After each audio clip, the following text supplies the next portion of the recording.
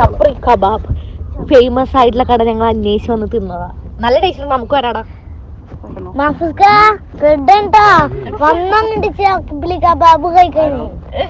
അങ്ങനെ നമ്മുടെ ഹാദിക്കുട്ടൻ പറഞ്ഞ പോലെ ചപ്രി കബാബ് നമുക്കും പോയി കഴിച്ചാലോ. അപ്പോൾ ഈ ചപ്രി കബാബ് എന്ന് പറഞ്ഞു കഴിഞ്ഞാൽ ഒരു പരത്തി അടിച്ചിട്ടുള്ള കബാബ് ഈ സമയമായിട്ട് യു എയിൽ നല്ലോണം ട്രെൻഡിങ് ആയി നിൽക്കണ്ടായിരുന്നു. അപ്പോൾ ഞങ്ങളും ആ വീഡിയോ കണ്ട് വീഡിയോയിൽ പറഞ്ഞ കട ഞങ്ങൾ അന്വേഷിച്ച് കണ്ടെത്തിയിട്ടുണ്ട്. അപ്പോൾ ഇതുപോലെ ചപ്രിയാക്കിയിട്ട് ഇടുന്നതുകൊണ്ടാണ് അതിന് ചപ്രി കബാബ് എന്ന് വിളിക്കുന്നത്. അപ്പോൾ ഇതിൻ്റെ ചിക്കനും ബീഫും മട്ടനും മാത്രമല്ല ക്യാമലും അവൈലബിൾ ആണ്. ഓഫ് കോഴ്സ് ഞങ്ങളത് കഴിച്ചില്ല, ഞങ്ങൾ ചിക്കൻ തന്നെയാണ് കഴിച്ചത് കേട്ടോ.